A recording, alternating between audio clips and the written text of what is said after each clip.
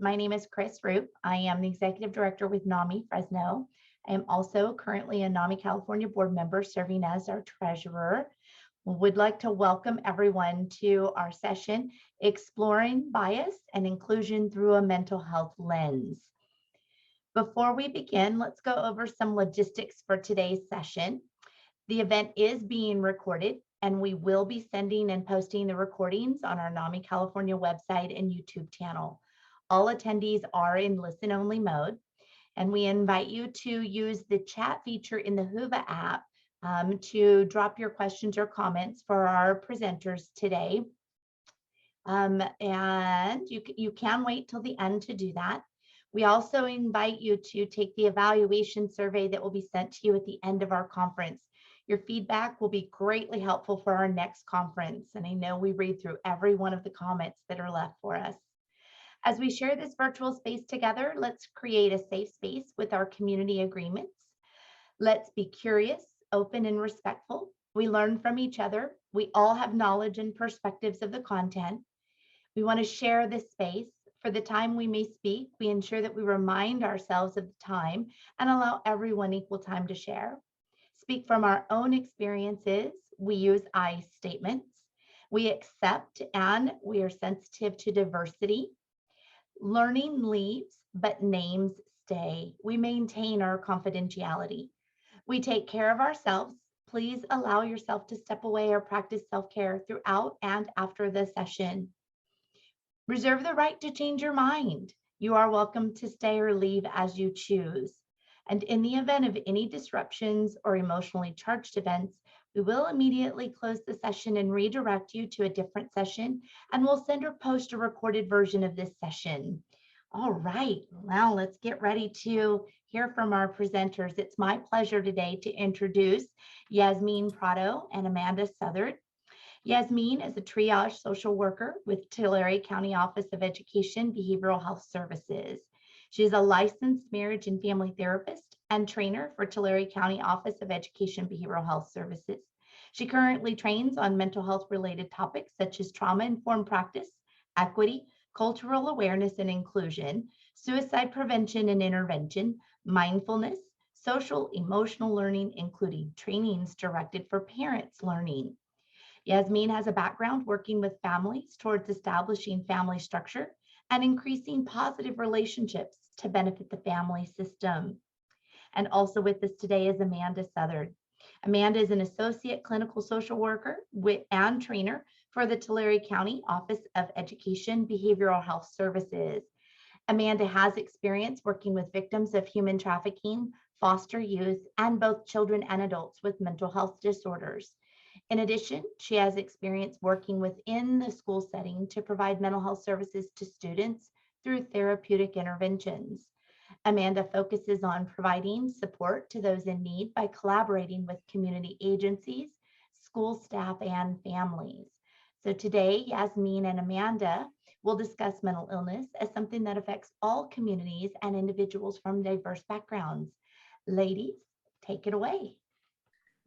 Awesome. Thank you, Chris. Everybody, welcome. Let me go ahead and share my screen here. Oh, and when you put all that stuff that we do in one together, it just sounds like we're overworked. All righty. Well, welcome. And so I hope you're all in the right place. And just as a quick reminder, one of the things that we want to let everybody know, as you heard, Amanda and I do work at school settings. So we will be using a lot of kiddos or students or learners. We tend to use a lot of those words, but that does not mean that exploring biases and inclusion is only for our students. It just so happens that we work with that population. So today we're going to cover what is bias, the history and origins, and how we can use a mental health lens in approaching our biases and mental health, cultural competence versus cultural humility, and then how we can break down the stigma. So let's go ahead and talk about bias. What is bias? And I did see a couple of questions popping up on the Whova app. So bias is anything, the tendency of, hold on one second.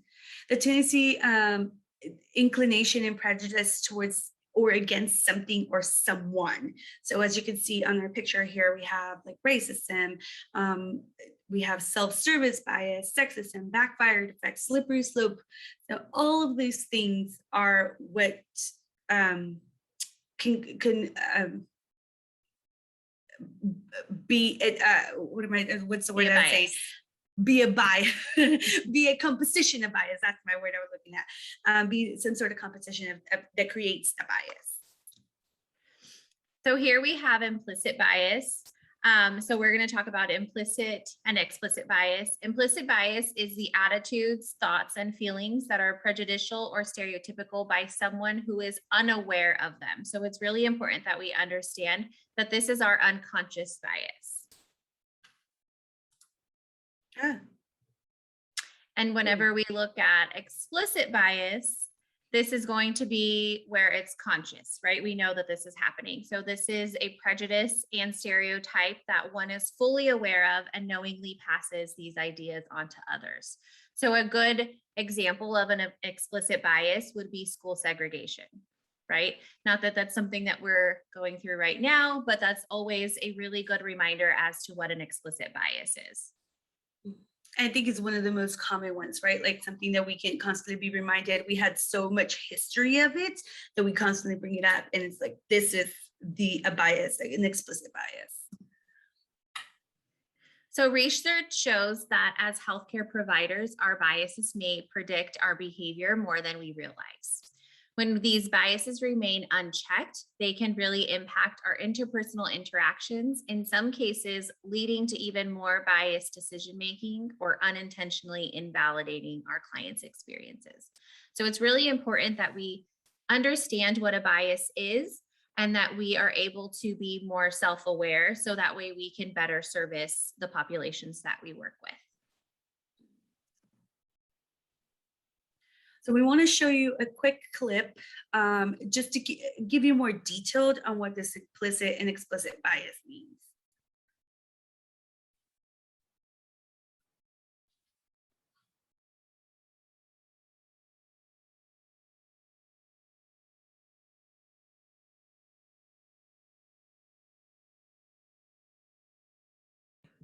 There's no audio.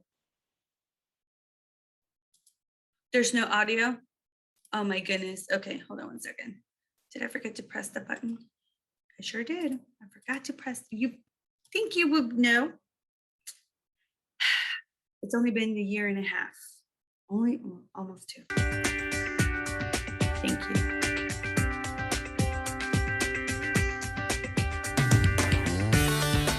So bias by itself is an algorithm of the mind. So it's a complex set of emotions that have become attached to one another that then manifest into the way we perceive, reason, remember certain things, certain incidents, and make decisions. And that's what bias is. Now, there's 2 forms of, big picture, 2 forms of bias. One is conscious bias or explicit bias, something we know as, racism or sexism or anti-Semitism or even transphobia, Islamophobia. These are forms of bias where people hold conscious, explicit beliefs about other groups, whatever that group may be, whether it's women or people of a certain gender identity or sexual orientation or ethnic group. But then there's a form of bias called unconscious bias or implicit bias. And what unconscious bias is basically ingrained habits of thought that lead to errors in how we perceive, reason, remember, and make decisions. And over the last 20 to 30 years, leading research from across disciplines, from criminology to health policy to marketing and advertising research, has really shown that unconscious bias is one of the leading causes of inequity in our country. First of all, knowing one's bias is really important. So for the vast majority of Americans, we won't say that we're biased, because we're not, actually. Consciously speaking, we believe in the 3 pillars of our democracy: life, liberty, and the pursuit of happiness for all people. regardless of our color, regardless of our gender, our sexual orientation, our religious beliefs, because those are deeply ingrained values we hold. But when I talk about bias, it's really about unconscious bias or implicit bias. And that's, again, not our fault that we have it, but in the age we're living in, we have all the tools to hack it, to break that bias. So it is something that we have to be responsible for. So the first thing that health practitioners, providers can do is know their implicit bias. So log on to Project Implicit and take a free test that takes 2 minutes to do, but really see where on the spectrum do you fall with respect to racial bias or gender bias or sexual orientation bias or age bias. So we become aware of, wow, this is how my brain is primed to see people. And this is how I'm making split-second decisions. That's the first thing, right? The second thing is really looking around our friends and family circles.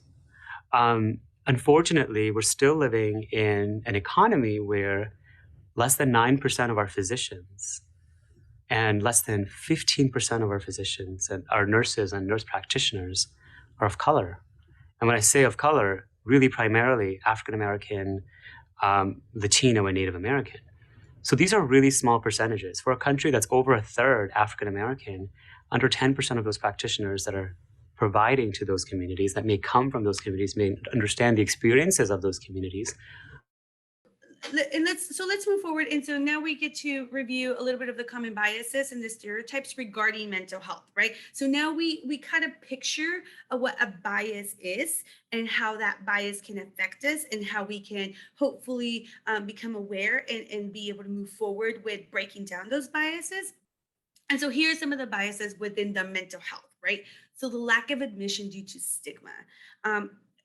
How many people have we seen that they don't receive the mental health support because either they're going to be seen crazy, right? Myself coming from a Latino background, like there's no such thing as mental health. Like, what does that mean? We're not doing mental health. And then of course, you going to mental health means admitting that you're crazy, just as it says there. Like, man, if I go and seek that help, that means that I am crazy. Like everybody else has been telling me that I'm crazy. Being seen as lazy or unmotivated, especially with depression, that's the one thing. And again, I can speak by my experience, right? From as a Latino background, not waking up early in the morning as your parents are expecting you to wake up early in the morning, then you were lazy without realizing the fact that depression could be part of it. Fear of the unknown. People will fear you, especially if you're talking to yourself, if you're fighting with the air. People with mental health diagnosis or challenges are seen as dangerous, labeled as a permanent disability. Others find it comical and or laugh at you. Being judged for your parenting. And with this one, being judged for your parenting is perhaps, let's review, for example, depression. So if I, as a parent, I'm feeling depressed, I don't want to get out of bed, I don't even feel like jumping in the shower, then how are my kiddos going to be? How are my kids going to be raised, right? Maybe I don't feel like cooking dinner, so breakfast or cereal for dinner is going to be the thing for tonight or every day of the night, right? Seen as a weak for seeking help, like you can't do it yourself, you can't pull yourself up from the bootstraps kind of content, and then also seen as a character flaw. So now let's jump into the history of these origins and misconceptions. So biases occurs in the beliefs and actions of individuals, school staff, and clinicians. And so the greatest amount of attention is received at this level. So as an example, and not too long ago, one of my counselors at the school that I work at came up at me and said, this kiddo is a lone ranger. So he just doesn't have any friends. And so just he's a lone ranger, right? That was the label that was placed on this kiddo. With that, then we have a bias that also occurs when unfounded assumptions become normative beliefs and are shared by members of school staff, practitioner networks, or other treatment organizations. So now we jump from a school staff identifying the kiddo as a lone ranger, and now for example, other school staff or maybe other mental health clinics are now also labeling the kiddo is a Lone Ranger. I hope that doesn't happen. I hope that the mental health clinician, for example, can educate the school staff. But it could happen. And also bias occurs too when authorities and community members become particularly intolerant of the minority individuals with mental illnesses and differentially enforce conformity of the norms and the acceptable behavior. So now this kiddo who's been identified as a Lone Ranger is now in the community. And for example, let's see, law enforcement sees the kiddo. And so why are you by yourself? What are you doing by yourself? Who where are you going? Who are you with? Like, why is it? So if we can manage that bias and how we view our kiddos, or not just our kiddos, but how we view people, then we can stop the ripple effect on other people creating that same bias. So it's really important that we approach things with a mental health lens. When working with individuals with mental illness, it's important that we use our mental health lens, because ideally we should use this lens to guide us when working with anybody, because we don't always know who's struggling from mental health issues, right? There could be some that are going undiagnosed because there's a cultural stigma that's attached to it, right? Yazmin has mentioned that in the Latino community, it's not something that happens, right? It doesn't happen in your family. So Right. it's really important that we understand that there could be family history of mental illness because of genetics. And then also when working with others, whether they are a part of the culture that we identify with or not, there's still cultural differences, right? There's always, everyone can always define culture differently, even within our own culture. So it's important that we understand the differences. And then also with racism, right? That can also happen within our own race. We can experience it. So it's important that we understand all of our differences. And then in understanding one's identity, culture, and the context in which they are seeking services, we're better able to serve them. So we have to be aware of our own biases, so that way we can service others because it impacts the services that we provide, even unknowingly, right? Mm-hmm. We talked about how there are unconscious bias. It's just things that we've just grown up to learn within our own culture. And so it's important that we understand that, one, we have biases, whether or not we are aware of them, or maybe they're unconscious or they are conscious. It's important that we understand them and we know how we can address them so that way we can better service others.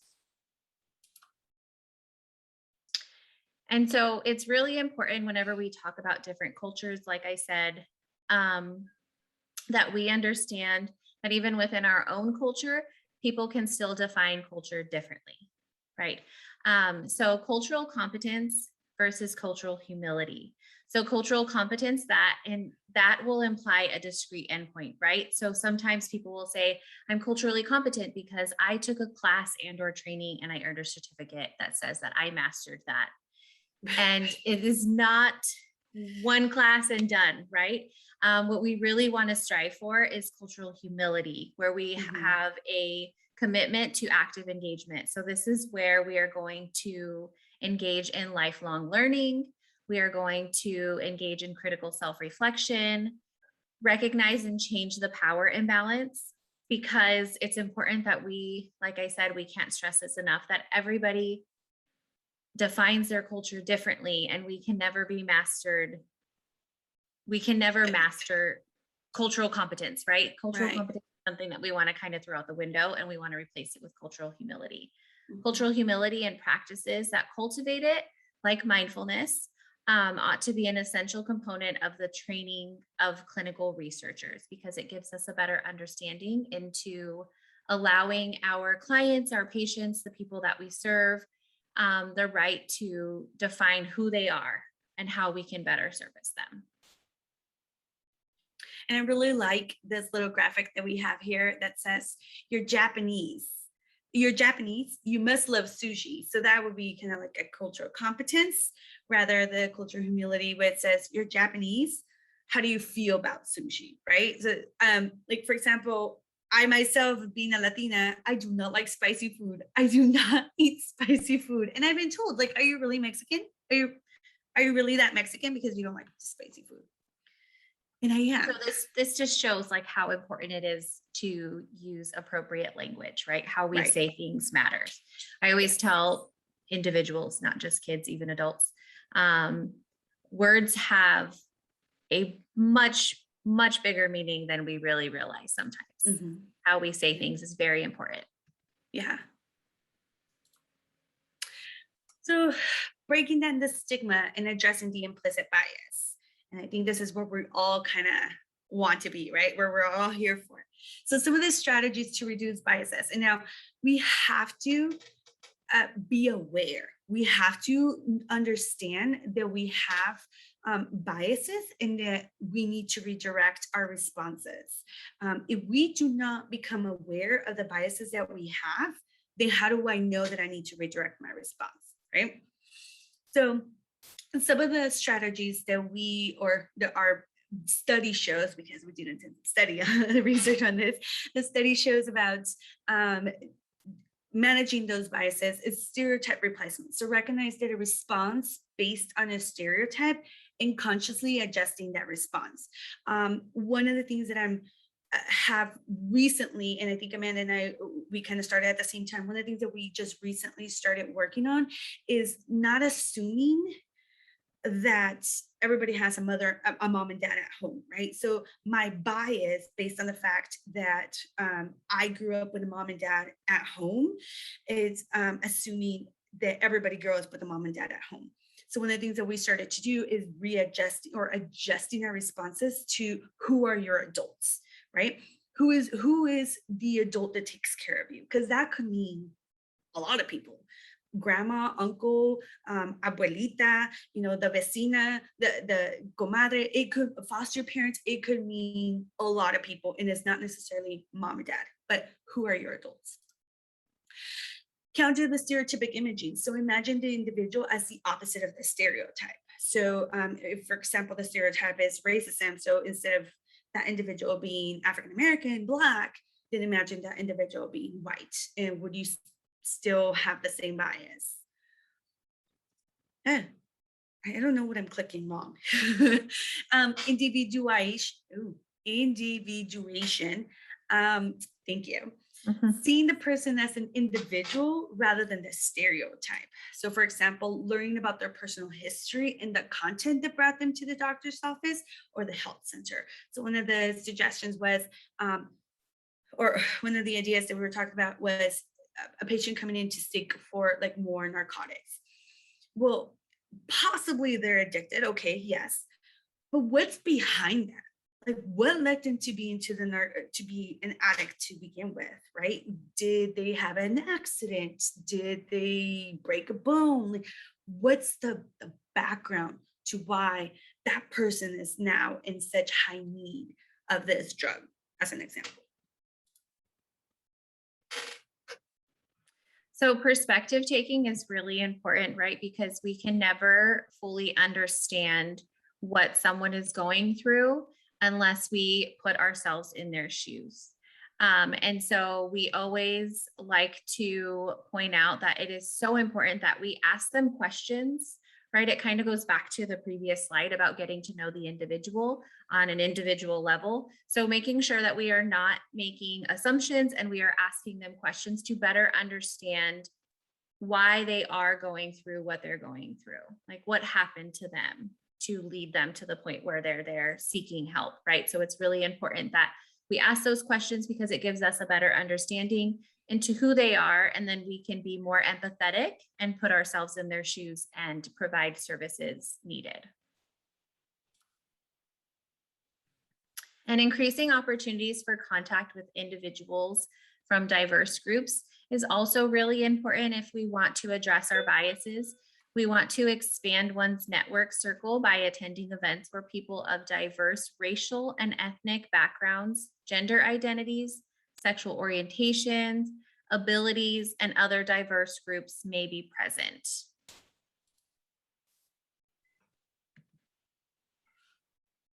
And so we can build a partnership with the individuals that we are servicing by reframing the interaction with the patient as one between collaborating equals rather than between a higher status person and a lower status person. I think this is so important. I was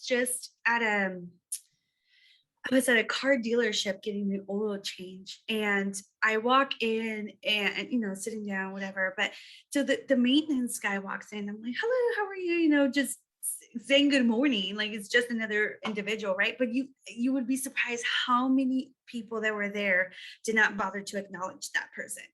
It's like, that person just took out your trash, right? Like the least you can do is say good morning.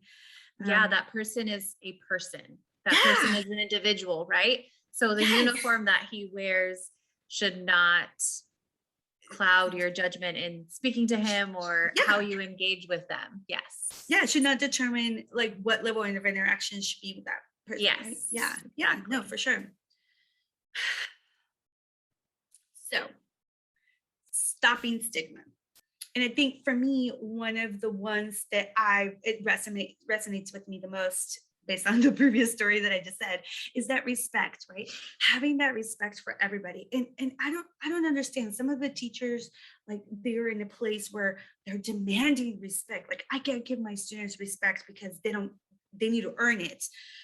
Well, if a kid doesn't like you, that's not going to happen. Like you will never get that respect, right? And it's so hard. And we're like in this constant like battle, like what's happening? Why is it that we are losing that respect? Or I don't know. Why is it that we're demanding the respect without like even implementing, and it could go back to that stigma. So what is that stigma? That students are lower than you, that students know nothing, and then you are the power of everything and you know everything. Like and even just whenever it comes to how they address students, because I know, or even just how we address others, right? Whenever we use words like crazy, we use words like, and with teenagers, I'm always hearing they're depressed. And I'm like, but you can't just throw stuff around like that, because that goes back to labeling them, right? And so they will end up being labeled with following teachers. They will be labeled by other school staff as the depressed or the bipolar, the crazy one, right? When in reality, they may be depressed, but that's none of the school's business, right? Absolutely none of their business. We just want to make sure that we are using proper language, that we are using respectful language when we talk about those that are struggling with mental illness, because it really can impact the service that they get, and then also their interaction with others.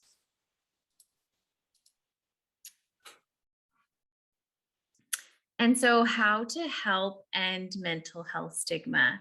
So these are just some of the points that we wanted to make sure that we mentioned today, right? This is not an end-all list. This is just something that, for the sake of time of our presentation, that we thought would be important to cover.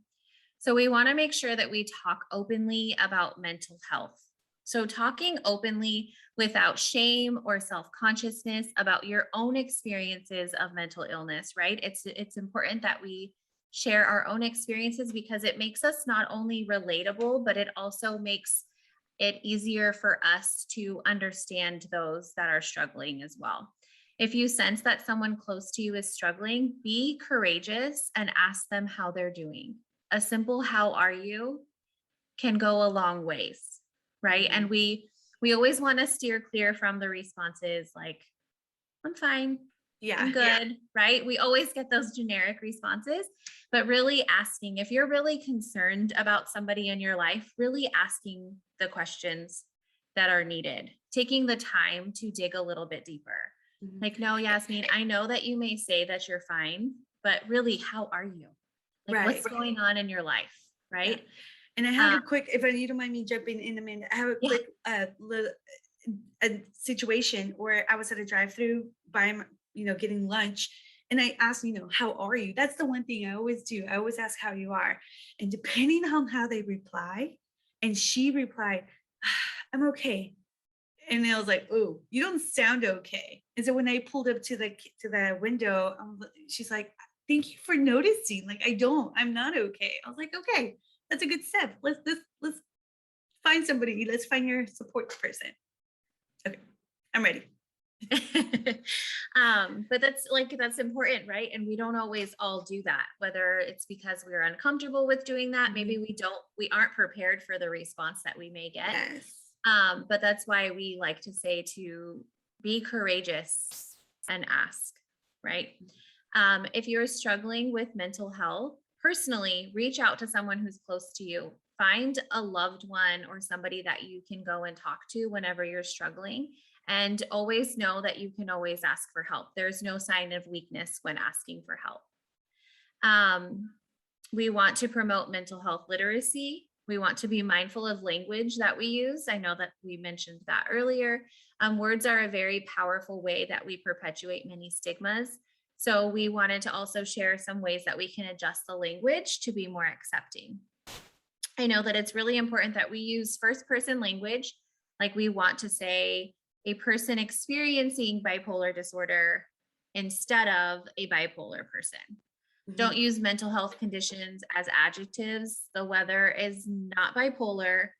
You are not OCD because you like to be organized. And please do not ever refer to someone as crazy or psychotic or insane. It's disrespectful. Right. It is untrue, right? And it never ends well for anybody. There's different ways there's different language that we can use, right? We want to make sure that we're showing compassion for those with mental illness. That's a really, really big one because your support for other people and their recovery can make all the difference in the world. Feeling supported is one of the most essential aspects of recovery for a person. A few minutes of your time can change a person's life. And then, of course, we want to make sure that everybody understands mental health rights, because in the United States, it is illegal for an employer to discriminate against a person simply because of a mental health condition. This includes harassment, firing an individual, rejecting them for a job or promotion, or forcing them to take leave. So we wanted to make sure that everybody understands that these are just some ways that we are able to help end mental health stigma. And for more information about discrimination and the rights of those with mental illness, we always encourage everybody to visit the NAMI website, because that is a website that we utilize very frequently when we are not sure if we are using the correct language or if there's something that's some sort of support that's available for those that we work with. Right. And with that, we come to discussion and questions. And let me stop share here. So do we have any questions? Yes. Excuse me. I'm sending them over to Chris now. All right. Awesome. And I will be watching for them. Wow. Great presentation, Yazmin and Amanda. A couple of things that I made note of that I wanted to point out that I really appreciated. I appreciated the overview of bias and the mention that words are so powerful and we forget that, and really seeing people in front of us and being engaged with them and being present with them is truly important. Before we got started, I was sharing about my multitasking and my technology challenges today.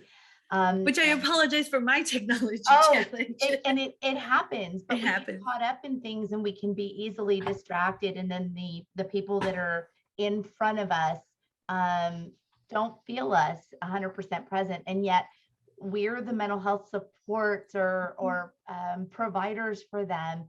And if we don't stay engaged, we're not modeling, we may be that entry point for them into really accepting and embracing the navigation of the journey of finding recovery and navigating through the system of care. And we know that's challenging. Yeah. You also made mention of labels when we use terminology. when I present NAMI's Ending the Silence presentation, there's a slide that includes that term when defining stigma. And I always remind our kiddos that labels belong on jars and cans, not on people. So I appreciated Yes. your mentioning about labeling and the need that we need to be careful with that.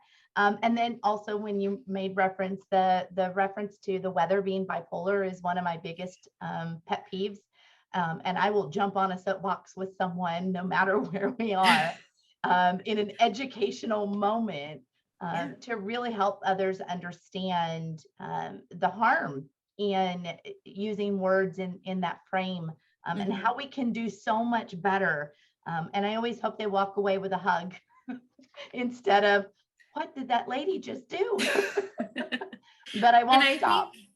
I think too, I totally appreciate whenever we have people that do point that stuff out to us, because I would like to think that we are better than that. And we don't do it intentionally. And sometimes I have been the same person where I will remind somebody and I would tell them that I'm going to take this as a teachable moment. And I don't think that maybe you're aware of what you just said or the impact that it can have. Luckily for me, it's not going to hurt my feelings personally, but you don't know who's listening. You don't know what I always remind them, you don't know what kids are around and they're going to repeat that. And it can really hurt someone's feelings. And so we have to be more mindful of the language that we use and intentional. Absolutely. Absolutely. And that doesn't mean that we may not have failures in that in the future. I always disclose how many have used stigmatizing language in the past, and my hand is up because I've done that. And how many of us may use it in the future, even after hearing how important it is to not do that. And I keep my hand up and I disclose it may happen. I'm 50 years old. I've heard the certain kind of language, for 43 years while hearing people talk. And I have to work hard to make sure that changes, but I know the benefit and I know how I would feel. So I appreciate you acknowledging that our language is so important, but also the bias that we don't make those assumptions. The reference to assuming Japanese people all love sushi or all Latinos love spicy food. Right. And those are very basic examples to use, but could be very, very impactful in many other ways. So I really have appreciated your presentation and information today, ladies. All right, we do have a question. We have two questions. Can you talk about triage social workers? What do they do and how are they funded? So do you want me to? Go ahead. So our positions are grant funded. We were actually one of, I believe, 4 counties in California that got approved for this grant. And so what we do is we triage students that are referred to us for mental health support. And we determine whether or not they are going to need long-term services. And at that point, we would refer them out to one of our community agencies. And then if they are not going to need long-term services, then we can definitely provide some check-in support. And with our role, it's really nice because while they are waiting for their assessment appointment and to actually get assigned a clinician at one of our outside agencies, we can provide the interim service. So that way there's no lapse in service for our students. And we always make sure that we focus on the kiddos that are not already being provided services outside of school. So that way they don't fall through the cracks and they don't go unsupported. We also do a lot of connecting to private insurance because we do have a lot of parents that have private insurance, but they just don't know how to navigate their EAP programs or who to call to get their child set up. So we can also do that too. So we do a lot we are like a little hub. And so we do a lot of connecting to outside resources. And I always like to remind my students, school staff, and parents that there is no problem too small. So whatever it is that you feel that your child or student may need some support with, we can triage them and refer them out if needed, or we can provide the service, the check-ins on school grounds, school campuses. And another thing that we also provide is that psychoeducation on school campus, right? So psychoeducating the teachers, the school counselor, because school counselors don't have the mental health background. So the administrative staff, the teachers, the librarian, the bus driver, to teach them and educate them on how to, like, for example, language, that's one of the things that we were talking about. So language, what are some of the appropriate languages, or being conscious about that language? Yeah, that's I enjoy it. That's a big part of our role too. It is, it's huge. Is Yeah. providing that to them. And even just in the last year and a half, right? We've been in the pandemic for a year and a half. We've done a lot of support services, supportive check-ins with Yeah. our school staff, our Yeah. teachers, right? Our Mhm. teachers, our parents that are just really overwhelmed and do not know how to, or don't feel like they can practice self-care. We have been able to provide that service for them too, because it's really important that our school staff understand that kiddos are with them more than they are at home. And so they are modeling for them, whether or not that they think that's a part of their job. It is. When you sign up for teaching, you have these kids with you all the time, time. right? We have them 5 days out of the week, 8 hours out of the day, and 9 months out of the year. So it's important that we understand how important mental health is, and we practice self-care and preventative measures so that way we can model for them how they should do it. Right. Absolutely. That is modeling and normalizing mental health as being a priority for everyone, no matter age, ethnicity, culture, any of those things. It's important that we all are very, very mindful of our own mental health. Okay, another question. Do you see lower service rates for students of color? Lower service rates, like the cost? Being referred to us? I'm not sure, so maybe Okay, that person so- will jump in, but as I read the question, I think maybe those accessing services. So Well, I don't. No. I don't think I do at my schools, and I think our team too. Services. So, okay, so if the question's asking like lower service, like that we provide less services to the people of color, then Yeah, I think Um, what they're asking is, do we have like an equal number of services that we're providing, or is there like an equal number of our different populations, right? Access, Is that what- yeah, reaching out to access services or having services extended to them? got it. Yeah. So it really just depends on the, I guess, on the community that we work in. Like, for example, today, as you can hear the bells, I'm in a predominantly Latino community. So most of my kiddos here are Latinos. There's probably one student who's African-American here, and I'll have to like double go look through the numbers, but mostly everybody here is Latino. And it just depends, because I'm at another school, and that school, it's a bit more half and half with white and Latinos. So it just depends on the community area that I'm located.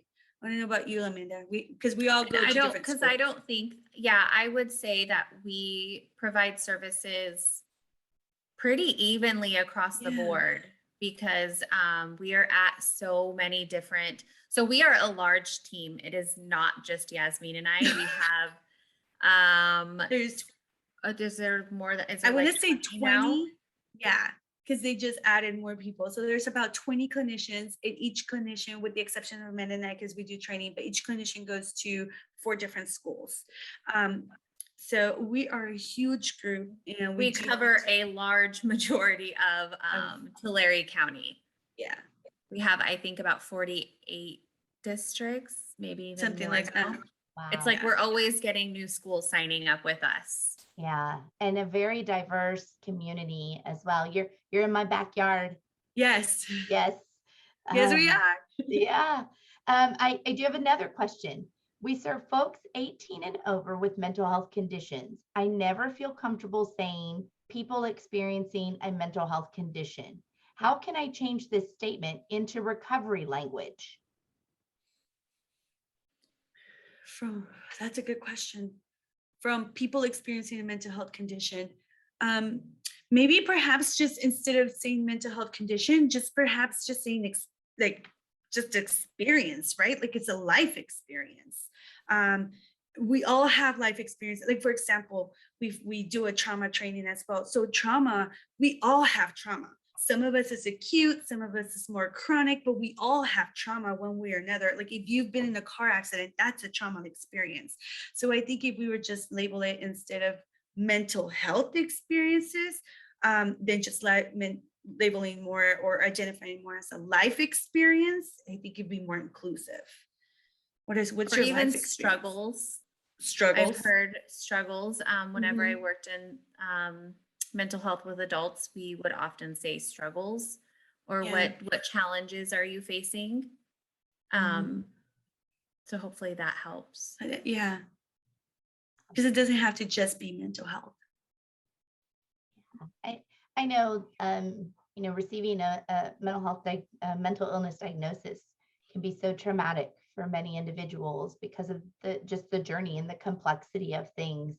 However, we do know recovery is possible, and reminding individuals that people who do engage in treatment and start that journey are so often able to find effective options and supports so that they do feel better and find that space of recovery. And recovery is such it means different things for different folks as well. And so helping someone feel comfortable and being able to define what recovery means for them is a good part of the process. So, and I think that's something that we need to remind individuals to not lose their hope. At times. And you brought up a good point, Chris. Like recovery means different to everybody, and hope means different to everybody, right? Like, and it sometimes doesn't include family. Like that's my one thing I've always had to say. Like, if you need to cut off your mom or your dad or brother or sister, then that's what you need to do to have a healthy recovery for yourself, whatever that means to you. Yeah, absolutely. Absolutely. Our environment can impact our mental health in many, many ways. And acknowledging that and accepting that are steps to finding alternatives.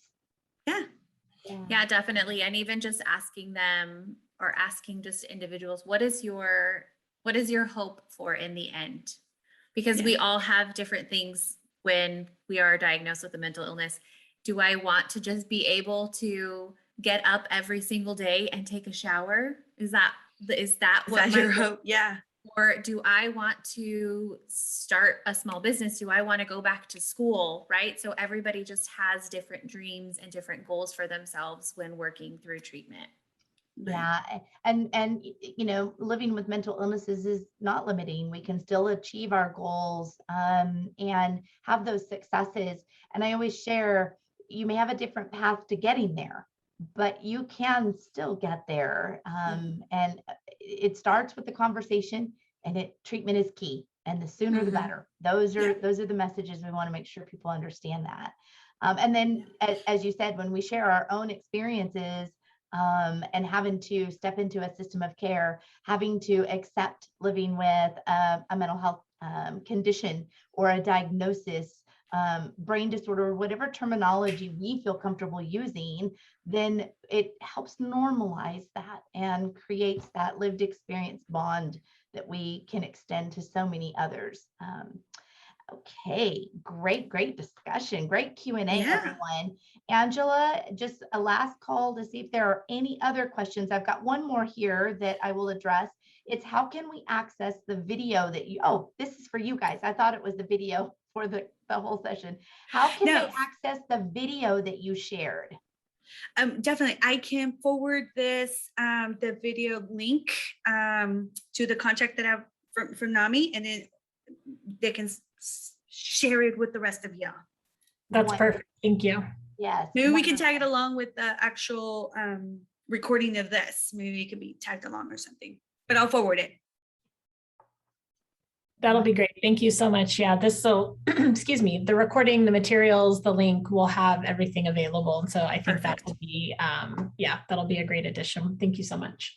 You're welcome. Thank you guys for being so patient and understanding. I know when Yazmin got cut off, I'm like, this would not be a Zoom No. webinar if something like this did not happen. So Yes, I appreciate it. yeah, I too would like to thank everyone for their grace and patience and sticking with us and not jumping out. I know we've had technical difficulties on our end here locally, and at times we have to just quickly adjust, but you'll hear different voices. Oh no, what just happened? So I was feeling it too over here, everyone. So again, I'd like to thank everyone for joining us today. And I'd like to say thank you so much to Yazmin and Amanda for your wonderful discussion today. And for any questions on the content, please feel free to email presenter, email them directly. While we encourage everyone to be open with their questions, and this is safe space, it's still a vulnerable thing to do, and we may want to ask our questions privately to the presenters. So please feel free to reach out and do that and get your questions answered if you still have them. For any questions or concerns for today's event, please feel free to email nami.california@namica.org. And you're welcome to leave the session now and move on to the next part of your agenda. I want to invite you to complete the evaluation survey that will be sent to you at the end of our conference. Your feedback is greatly helpful as we continue to plan future conferences. Last thought to leave you with, please remember to take some time and breaks for self-care. We hope to see you in the next sessions. Thank you, everyone.